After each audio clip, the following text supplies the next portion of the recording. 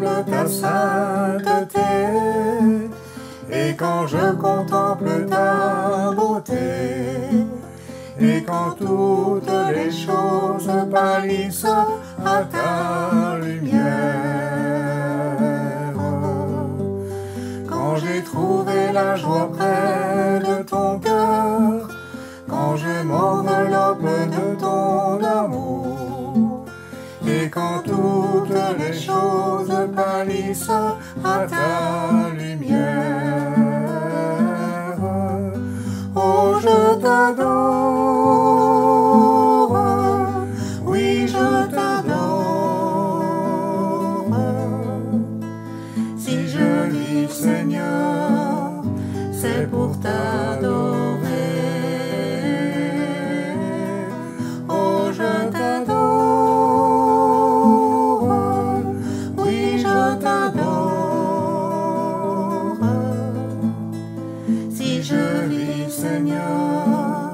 C'est pour t'adorer.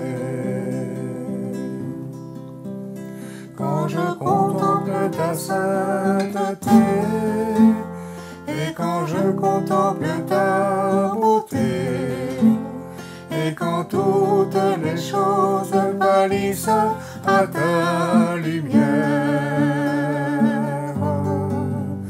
quand j'ai trouvé la joie près de ton cœur, et quand j'enveloppe de ton amour, et quand toutes les choses pâlissent à ta lumière, oh je t'adore, oui je t'adore, si je vis Seigneur, c'est pour t'adorer. Oh je t'adore, oui je t'adore, si je vis Seigneur, c'est pour t'adorer.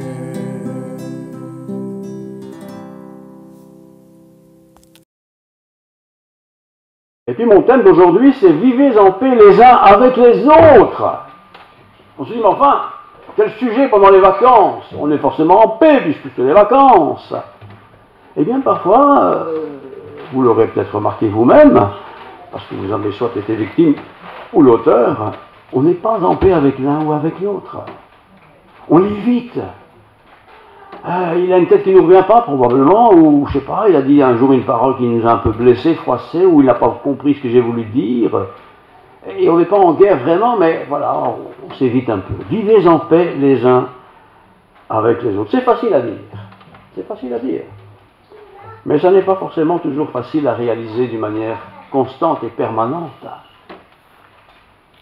Objectivement, il y a des personnes vers qui on ne va pas facilement. Et il y a d'autres personnes, pas de problème, ça va tout seul. Jésus nous invite à vivre en paix les uns avec les autres. C'est mon sujet de ce matin. On pourrait se dire, ici à Arlon, ça va, tout le monde est content, il n'y a pas de dispute, il n'y a pas de tension, ce qui est d'ailleurs vrai. Mais vivez en paix les uns avec les autres. Comment vivre en paix avec quelqu'un que je ne vois jamais? C'est du non-sens, ça. Mais dès qu'on voit quelqu'un un peu plus souvent, soit parce qu'on vient à l'église, le culte, ou des réunions, ou simplement je vais leur dire bonjour, ou je les rencontre dans la vie, quelle est mon attitude? Est-ce que je suis en paix avec cette personne, ou automatiquement mon petit cerveau se met à déboulonner toute une série de remarques? Tu sais, cette femme-là, ou cet homme-là, voilà, ça c'est l'esprit malin qui essaie de nous froisser, nous mettre dans la distance avec mon frère, avec notre sœur. Pourtant, c'est un ordre du Seigneur, répété plusieurs fois dans la Bible par différents auteurs. Vivez en paix les uns avec les autres. C'est Jésus qui l'a dit en particulier, mais c'est aussi l'apôtre Paul qui le dit dans ses commentaires, dans ses explications. Vivez en paix les uns avec les autres. Il n'y a pas cette moitié-là avec qui je suis très bien, je parle toujours, et l'autre moitié que je ne rencontre jamais, je ne parle jamais, ou je n'aborde pas de questions avec d'autres personnes. Vivez en paix les uns avec les autres. Et si le Christ l'a dit, et si Paul l'ont dit, c'est que évidemment il y avait des moments où il n'y avait pas la paix. Et il y a des moments où dans les familles, par exemple, à l'intérieur d'une famille, il n'y a pas la paix. On ne se parle pas, on ne se parle plus ou pas trop. Parfois aussi un couple, on ne se parle pas, on se boude. Et parfois dans l'église, voilà, on dit bonjour à deux, trois, et puis les autres, on évite, quoi. On n'est pas en paix. Et si on n'est pas en paix, c'est qu'il s'est passé quelque chose, forcément. Quelque chose qui était sûrement anodin pour l'un ou pour l'autre, ou qui était peut-être très important et auquel je n'ai pas porté attention. Deux textes de l'Évangile. Prenez par votre revue, c'est très court. Évangile de Marc, chapitre 9, verset 51. Ayez en vous, ayez du sel en vous-même. Du sel, vous savez, ce produit qui met un peu de goût à ce qu'on mange. Ayez en vous du sel et soyez en paix les uns avec les autres. Les uns avec les autres. Je ne suis pas en paix ici avec quelqu'un avec qui je m'entends super bien. Les autres, ma foi, je les évite plutôt bien. Non, soyez en paix les uns avec les autres. L'apôtre Paul écrit ceci aux Thessaloniciens, chapitre 5, verset 13. Ayez pour eux, pour ceux qui servent le Christ, une grande affection. Ayez pour ceux qui servent le Christ, il n'a pas dit comment, une grande affection. Pourquoi? À cause de leur œuvre, de ce qu'ils font. Tantôt est un homme, une femme qui aime bien visiter des malades. Ayez pour eux une grande affection. Tantôt quelqu'un aime chanter, ayez pour eux une grande affection. Tantôt d'autres disent, moi je vais faire le jardinage, je vais tondre la pelouse, ayez pour eux une grande affection. Et tantôt, les anciens, les ministres du culte, enfin les diacres, ayez pour eux une grande affection. Grande affection, ça veut dire que c'est pas simplement je dis bonjour, une grande affection. Alors posons-nous la question, tiens, est-ce que moi j'ai une grande affection pour quelqu'un en particulier, cette personne-là, pas de problème, toujours en discussion, et d'autres, au contraire, je ne parle jamais avec eux. Je ne vais pas dire que je les esquive, mais je ne parle jamais avec eux. Pourquoi? Est-ce que quelqu'un est moins important que l'autre? Oui, nous avons des affinités, évidemment. Mais de temps en temps, il faut aller vers quelqu'un avec qui on n'a peut-être jamais parlé, et qui font pourtant partie du corps du Christ et de l'Église en question. Évangile de Marc, chapitre 9, verset 35, je cite. Jésus s'assit pour appeler les 12. Et il leur dit, si quelqu'un veut être le premier, il sera le dernier. Si quelqu'un veut être le premier, il sera le dernier de tous et il sera le serviteur de tous. Si quelqu'un veut être le premier, il sera le dernier et le serviteur de tous. Et le serviteur, c'est plutôt même esclave de tous, c'est-à-dire très dépendant des autres. C'est bien la bonne recette pourtant. C'est la recette que Dieu utilise pour nous. C'est la volonté par prééminence de la part du Seigneur. C'est que nous nous aimions les uns les autres. Les uns les autres. Pas seulement lui ou elle, ou parce que je ne sais pas quoi, mais les uns les autres. Aimons-nous les uns les autres. Et le aimer, c'est pas simplement un verbe comme en français, on ne sent pas trop la nuance, c'est aimer agapé, c'est-à-dire aimer sans calcul. Je ne suis pas en train de me dire je vais l'aimer, comme ça j'aurai un intérêt à la clé, non. Aimer agapé, sans calcul. Dieu m'aime sans calcul. Dieu ne me dit pas, je t'aime parce que tu vas faire ceci, tu vas faire cela pour moi. Je t'aime parce que c'est agapé, sans calcul. C'est pas facile. C'est pas facile. C'est un peu comme lorsque vous étiez amoureux, vous rappelez-vous, ou si vous l'êtes encore, tant mieux, mais au début, on est amoureux, pas de problème, on aime, quoi que l'autre fasse comme bêtise, on l'aime, on est fou. C'est ça que Dieu demande à ses enfants, les uns envers les autres. Aimez-vous les uns les autres. Vivez en paix les uns avec les autres. Donc vous voyez que dans notre église ici à Arlon, ça se passe plutôt bien dans ce domaine-là. Pourquoi? Parce qu'on est fort dispersés. On n'habite pas tous dans la même rue ou dans le même quartier. Mais il y a des églises où tout le monde habite à peu près dans le même coin. Donc on se voit souvent, on se voit au GB, on se voit au contrôleur des contributions, enfin on se voit n'importe où. Mais parfois il y a des tensions qui s'installent. On voit l'autre qui vit peut-être pas comme il devrait vivre, selon ce qu'on imagine. Vivez en paix les uns avec les autres. C'est les hommes, c'est les femmes. C'est les plus âgés, c'est les plus jeunes, c'est les enfants, c'est les garçons et les filles. Vivez en paix les uns avec les autres. En paix, s'il vous plaît. C'est-à-dire sans guerre. Alors parfois, on est chrétien quand même. On ne veut pas d'histoire, alors on évite d'aller vers quelqu'un qui pourtant, semble-t-il, veut nous dire bonjour. On l'évite. Je dois partir parce que le train va passer. Il n'y a pas de train, mais enfin. Voilà. On évite parfois des gens. Parce que, pas qu'on est en guerre vraiment, mais on évite quoi. Vivez en paix les uns avec les autres. Alors posons-nous la question toute simple. Tiens, est-ce qu'il y a dans l'église où je suis quelqu'un à qui je n'ai pas dit bonjour depuis au moins 6 mois, pourtant je la vois tous les dimanches. Ben, je vous le dis, aujourd'hui, allez lui dire bonjour après le culte. Ce sera une preuve pour vous de dire que ce n'est pas une personne que je veux éviter à tout prix dans ma relation avec mon frère, ma recette, ma soeur. La recette pour pouvoir vivre en paix les uns avec les autres est dans une certaine mesure plutôt simple. Je vous lis Marc 9, 51, l'évangile de Marc 9, 51. Voilà. Toujours bien de lire la Bible à propos de ces choses-là. Ayez du sel en vous-même et soyez en paix les uns avec les autres. Ah! Ayez du sel en vous-même et soyez en paix les uns avec les autres. Le sel, vous connaissez tous le sel, c'est ce qui relève le plat. Vous pouvez faire le meilleur plat du monde, et Dieu sait si les femmes sont douées, les hommes aussi, mais s'il manque du sel, ce plat extraordinaire, il lui manque quelque chose. Là. Nous pouvons être les meilleurs chrétiens du monde, c'est-à-dire des hommes, des femmes qui aiment Dieu, qui font toutes sortes de choses pour Dieu, mais qui ne parlent pas à l'un ou à l'autre, parce que tout simplement, il y a une tête qui n'y revient pas. Soyez en paix les uns avec les autres. Ayez du sel en vous-même. Marc chapitre 9, verset 51. Du sel. Est-ce que ma vie a du goût? Si j'ai des pommes de terre sans sel, quoi, ça doit être les meilleures pommes de terre du monde, ça doit être cuit de la meilleure façon, il manque quelque chose. Et bien parfois chez nous chrétiens, on est plein de talent, on aime Dieu, on chante, enfin tout ça est très bien, mais on manque un peu de goût.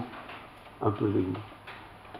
Alors, on ne le dit pas comme je vais le dire, mais cette personne-là, pas comme moi, pas de moi, pas de couleur de peau, trop vieux, trop jeune, et on évite, on l'évite d'une manière peut-être systématique, alors que dans le fond, c'est mon frère, c'est ma soeur.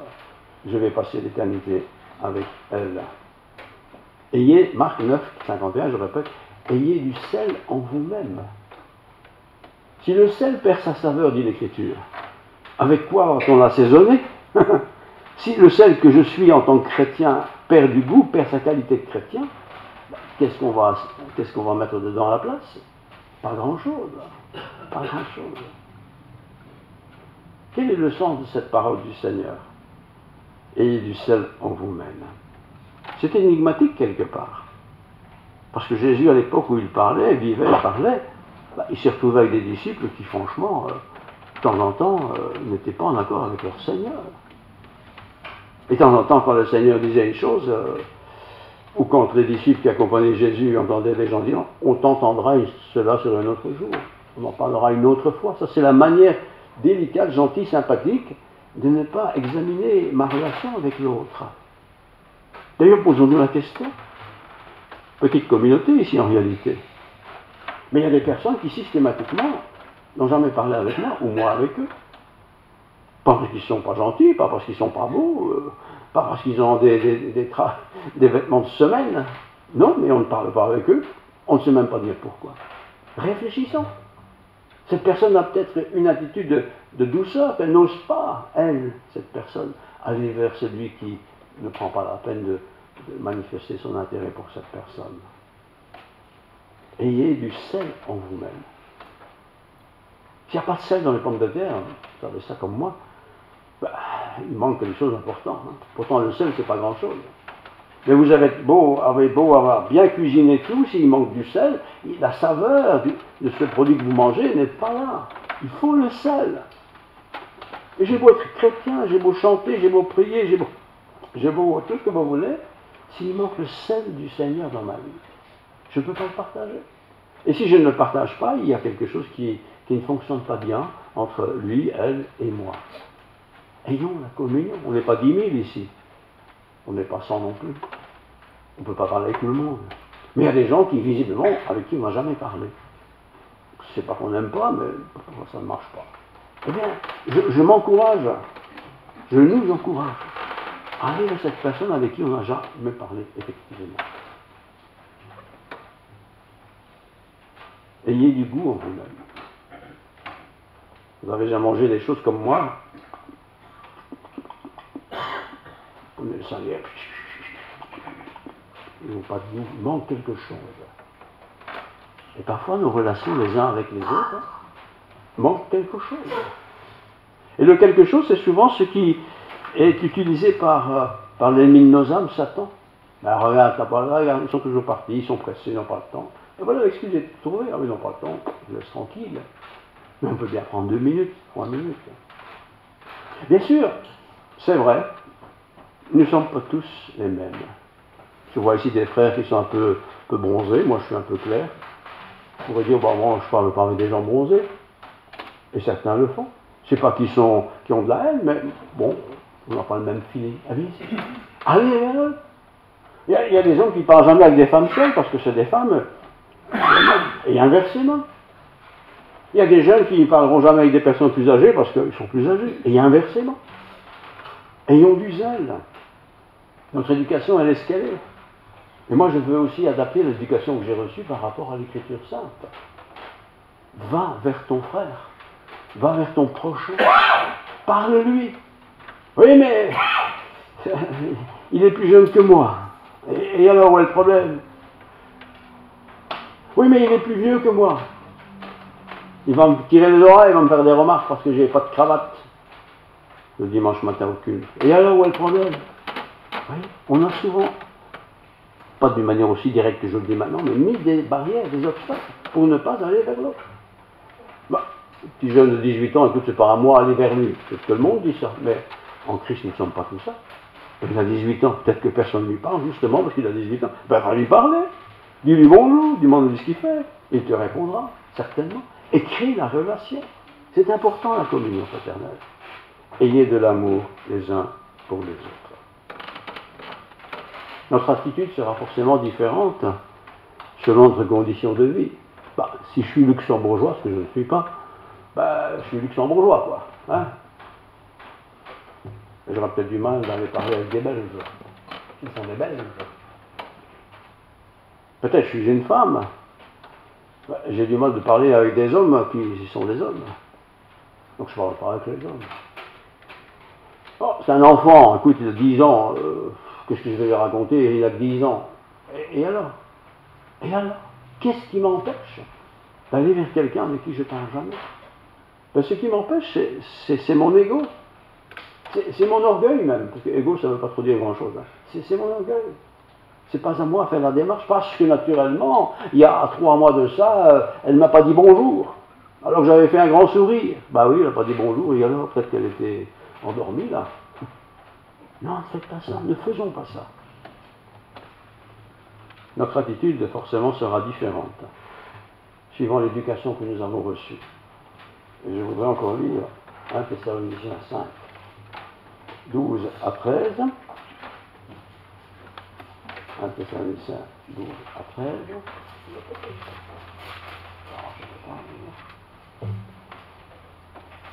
Après, voilà.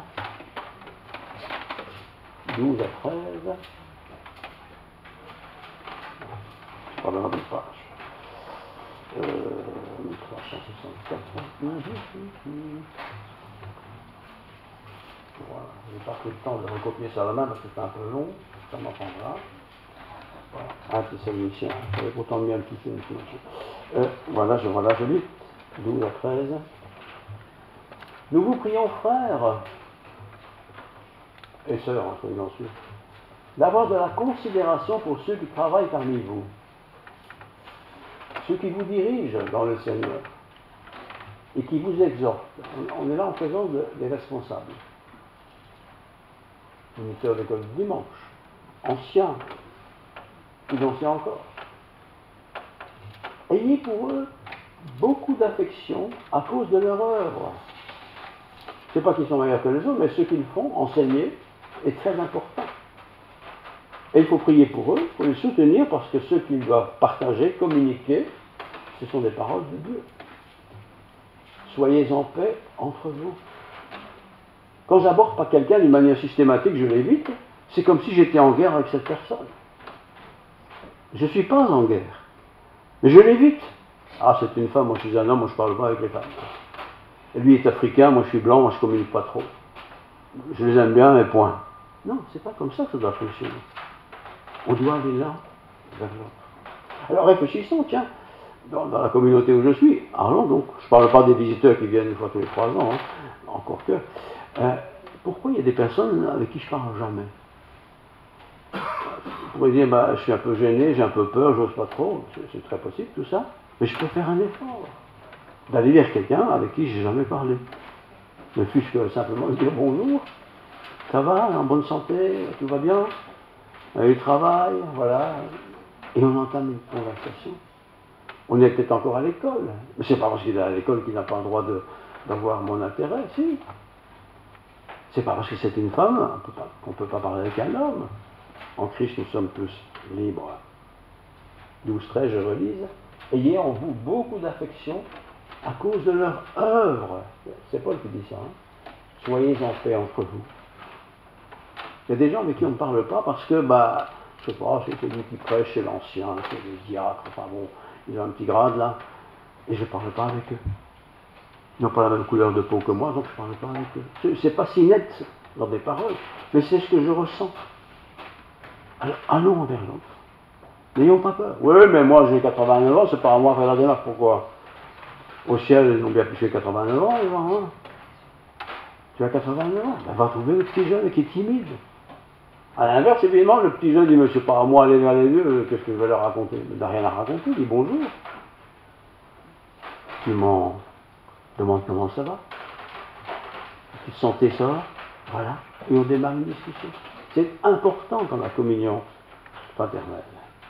Alors bien sûr, tout ça, quelque part, fait partie du fait que nous avons une tendance, nous les humains, à facilement nous juger les uns les autres. Hein. Ne vous jugez pas les uns les autres. Romains 14, 13. Ne vous jugez pas les uns les autres. Si vous me jugez, je vais vous juger. Mais comment est-ce que je vais vous juger? Justement ou un peu bizarrement? Ne vous jugez pas les uns les autres. Quelqu'un ne met jamais de pantalon, il vient en courte culotte, bah, il met les courtes culottes, hein, c'est pas indécent, c'est pas grave. Vous voyez? Quelqu'un, etc., etc. Il fait ça. Moi, je ne fais pas comme ça, c'est pas grave.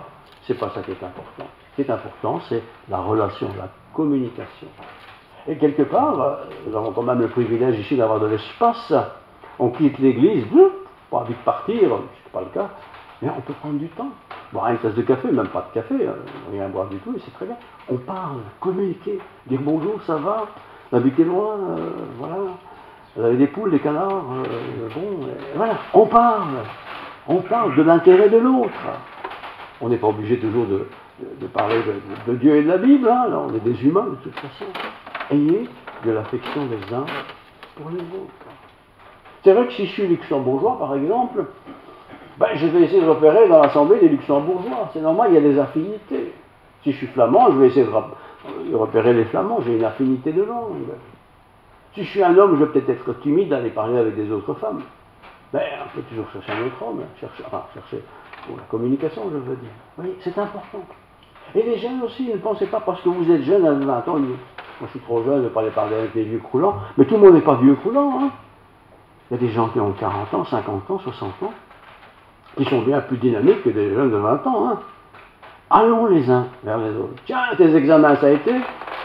Tu as réussi? Ah, tu as un problème, tu as raté les maths. Écoute, je te promets, je vais prier pour toi, pour que tu puisses te rattraper au mois de septembre.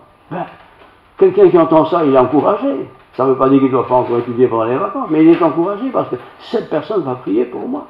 Voyez? C'est ça la communion fraternelle. On ne peut pas prier pour tout le monde, on est bien d'accord. Et on ne va pas toujours prier pour les mêmes depuis 25 ans, ce qui est très bien d'ailleurs, mais il y a d'autres frères, il y a d'autres sœurs. Romains 14, 13, Paul qui écrit « Ne vous jugez pas les uns les autres ». Il n'y a pas d'autre mot. Hein. Ne vous jugez pas les uns les autres. Moi, je mets toujours un costume. J'ai remarqué ça. Et c'est pas pour ça que vous devez mettre un costume. Moi, je le mets parce que j'aime bien ça. Je me sens bien dans un costume. Vous voyez? L'autre ne met jamais de costume. Et alors, c'est pas grave, il ne met pas de costume, c'est tout. Ne vous jugez pas. Oh, mais on ne vient pas à l'église habillé comme ça, en courte culotte. Enfin, pour les hommes, hein. En maillot de bain quasiment. Bon, réfléchissez un peu, c'est peut-être pas la bonne tenue pour aller à l'église. Oui, mais ne juge pas. C'est pas parce que lui fait ça, peut-être qu'il est en vacances, il s'est levé trop tard, il n'a pas eu le temps de se changer, c'est possible, on ne sait pas. Ne vous jugez pas les uns les autres. Ne vous plaignez, Jacques chapitre 5, verset 9, ne vous plaignez pas les uns les autres. Oh, oh, mais qu'est-ce qui peut toujours se mal se garer, cet homme-là ou cette femme-là? Ne vous plaignez pas les uns les autres. Peut-être qu'il est vraiment mal garé, c'est son habitude. On peut lui demander, tiens, pourquoi tu te mets toujours là? Et si tu changeais la semaine prochaine, tu te mettais en là, ça m'arrangerait bien parce que moi, je ne sais pas très bien faire les manœuvres. Ne vous plaignez pas les uns des autres. Jacques chapitre 5, verset 9. Hein. Jacques 4, 1. Ne parlez pas mal les uns des autres. Ça, on sait bien, mais on a vite parlé mal de quelqu'un. Hein. Ça va vite. Ça va vite. Colossiens 3, 9. Ne mentez pas les uns aux autres. Mentir, c'est pas simplement dire quelque chose. C'est mentir, c'est pas vrai. Ne mentez pas les uns aux autres. Votre femme, votre mari, c'est l'autre. Hein. Ne mentez pas l'un à l'autre. Ça, on ne fait pas évidemment. Mais dans l'église. Ah, j'ai pas pu venir, j'avais promis, j'ai oublié. Peut-être qu'il a oublié, peut-être qu'il n'avait pas envie de venir. C'est tout qu'il n'avait pas envie de venir, point. C'est pas la peine d'inventer une histoire. Ne mentons pas les uns aux autres. Galates 5, verset 15. Ne vous mordez pas les uns les autres. Le mordre, ça veut dire être agressif. Hein. Ne vous mordez pas les uns les autres. Ne vous jalousez pas les uns les autres. C'est le verset 26. Ne vous jalousez pas. Lui, toujours une cravate. Hein, c'est facile chez moi. Lui, jamais de cravate. Ou, etc., etc. Il n'y a pas à être jaloux. Lui, il est comme ça, toi, tu es comme ça, nous sommes comme ça. Faites tout pour le bien des autres et pour la gloire du Seigneur. Par contre, ce que nous pouvons faire, Jacques chapitre 5, verset 16, priez les uns pour les autres. Nous ne connaissons pas les noms de tout le monde, ça c'est certain, même moi je ne les connais pas tous par cœur. Mais on peut prendre un bout de billet, un bout de papier, et dire tiens, le troisième banc, il y avait un couple là, voilà, je ne sais pas comment il s'appelle, mais c'était la personne en blanc, en bleu, en vert. Je prie pour cette personne-là. Le Seigneur sait bien de qui je pense, de qui je parle. Prions les uns pour les autres. Si on prie toujours pour le même, un peu le pasteur par exemple, facile, jamais le pasteur il en a déjà tellement, il n'a pas besoin de prière spécialement. Mais il y a d'autres frères et sœurs qui ont peut-être besoin de prière. Et aussi des jeunes, hein, et des anciens aussi. Prions les uns pour les autres.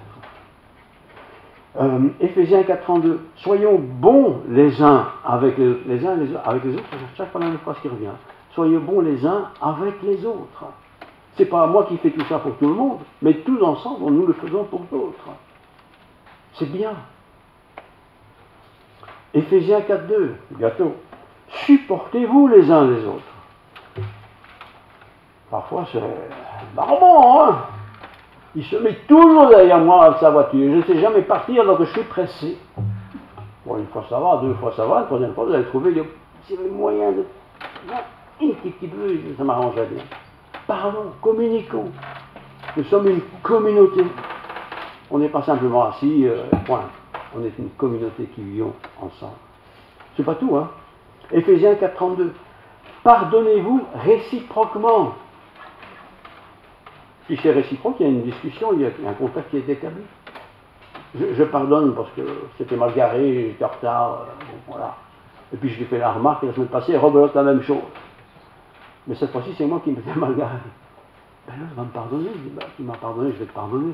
C'est important, ça. On pense que voilà, on vient à l'église, c'est plus cool, terminé, basta. Et... Non, la communauté, c'est la vie, à l'église, bien sûr, mais pas seulement, loin s'en faut. Ça, c'était Éphésiens 4.32. Jacques, chapitre 5, verset 5. Plus fort encore, confessez vos péchés les uns aux autres.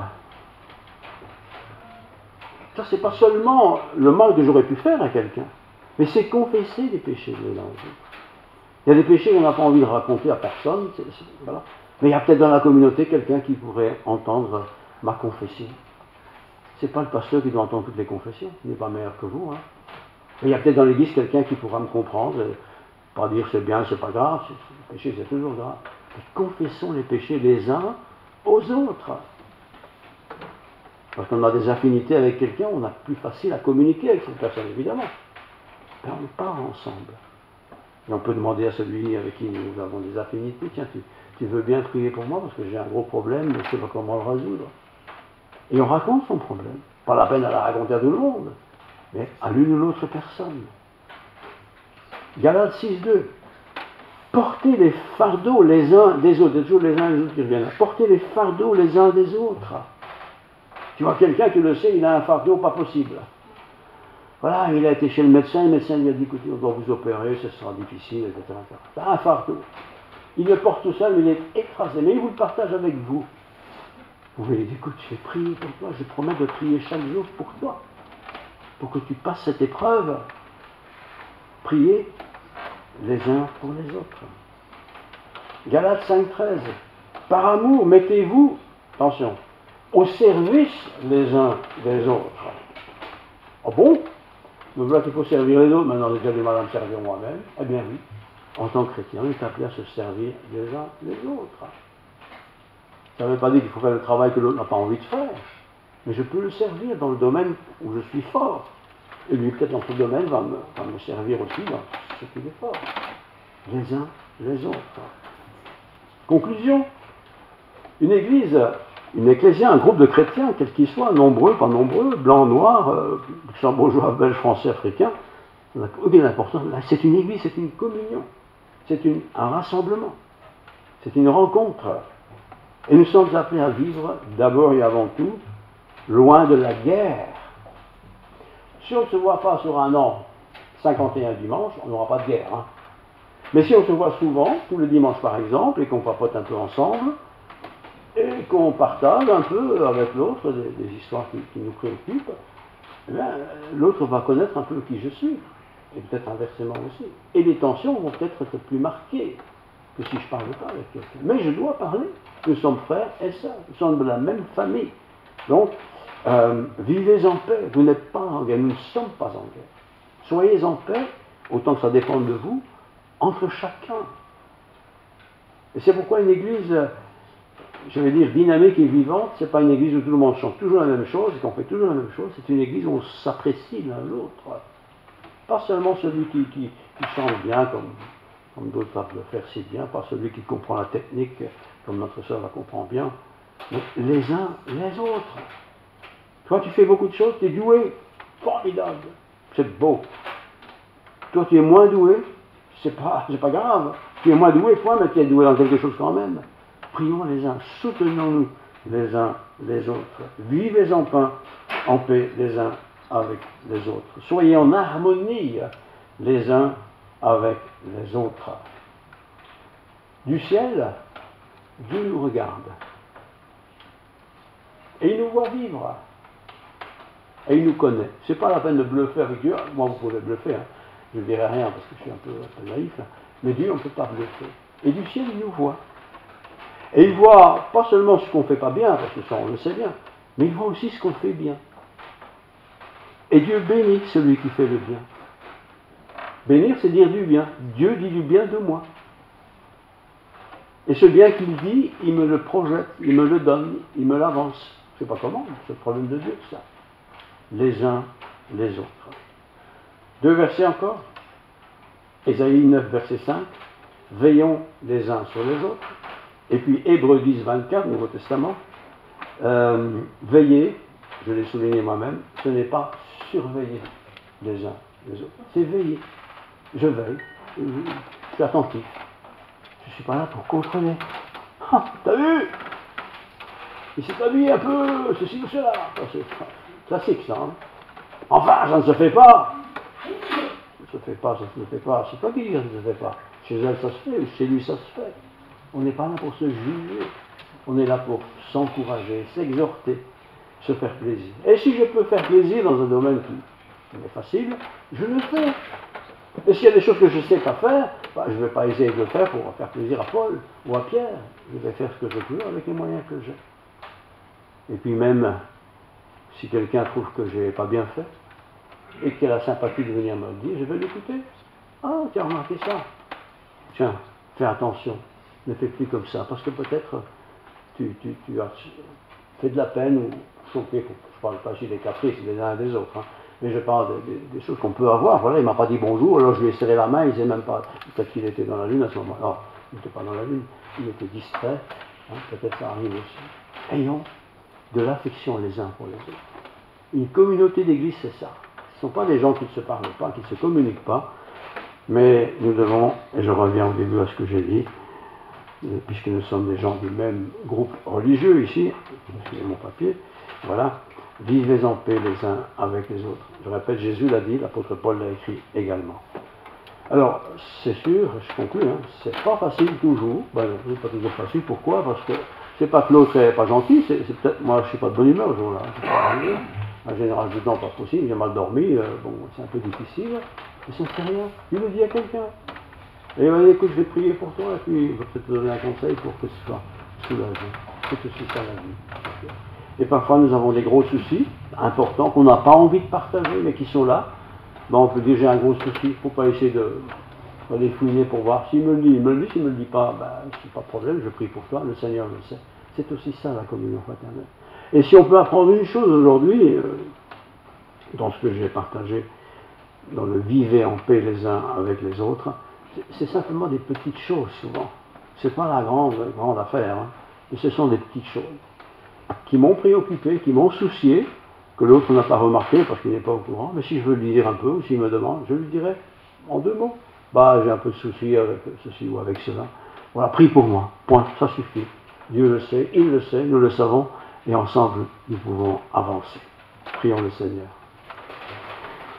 Seigneur, vivre en paix les uns avec les autres, c'est pas toujours évident, parce que nous sommes différents. Nous avons des cultures différentes, nous sommes des femmes, des hommes, nous sommes des plus âgés, des plus jeunes. Nous avons des besoins différents. Oui, nous sommes différents. Nous sommes parfois super motivés, parfois découragés. C'est différent. Mais nous savons que tu es avec nous tous les jours jusqu'à la fin du monde. Et que tu veux vivre avec nous et nous donner d'avoir la paix, de nous donner d'avoir de l'affection pour les autres, de l'attention pour l'autre. Et nous avons besoin de cela, de ton secours, de ton aide. C'est vrai que tu le dis comme une injonction, mais ton injonction est toujours accompagnée d'amour. Et nous voulons aussi, peut-être, transformer ou déplacer ce qui n'est pas tout à fait selon ta pensée, la déplacer peut-être à l'écart pour faire ce que tu veux. Car ce que tu veux est bien. Il sera bien pour moi, il sera bien pour l'autre. Garde-nous chacun. Nous avons besoin de courage parfois pour aller trouver quelqu'un avec qui on n'a pas parlé depuis tellement longtemps. Donne-nous un peu de courage, Seigneur. Donne-nous un peu de zèle aussi pour ta maison, pour ton église, pour mes frères, pour mes sœurs. Donne-nous d'avoir de la compassion pour celui qui est dans la souffrance. Donne-nous tout simplement de faire attention. Et si nous avons mal fait, eh bien nous voulons certainement le confesser et trouver la personne, désolé, j'ai mal fait. Je demande pardon. On ne doit pas avoir honte de demander pardon. Bien sûr, nous ne voulons pas faire le mal. Nous ne voulons pas faire souffrir le prochain. Alors Seigneur, secours-nous. Donne-nous ta sagesse. Que ton esprit en nous nous parle d'abord et avant tout. Et que nous puissions entendre et écouter ce que tu nous dis. Que la grâce de Dieu, la paix du Christ, la plénitude du Saint-Esprit soit avec nous. Que cet esprit nous accompagne dans nos réflexions, dans nos démarches, celles qu'on a faites, celles qu'on n'a pas faites, celles qu'on devrait faire. Que ton esprit aussi nous éclaire dans nos attitudes de manière générale, mais aussi particulière. Et si nous avons un conflit que nous n'avons jamais résolu, Seigneur, aide-nous à le résoudre. Aide-nous, Seigneur, à trouver les bonnes méthodes, les bons moyens, les bonnes paroles, les bonnes attitudes. Seigneur, merci. Merci pour cette belle journée ensoleillée. Merci pour ce culte. Merci pour cette assemblée. Gloire à ton nom. Que ta paix soit sur nous par les mérites de Jésus-Christ, notre bien-aimé Seigneur. Nous te prions. Amen.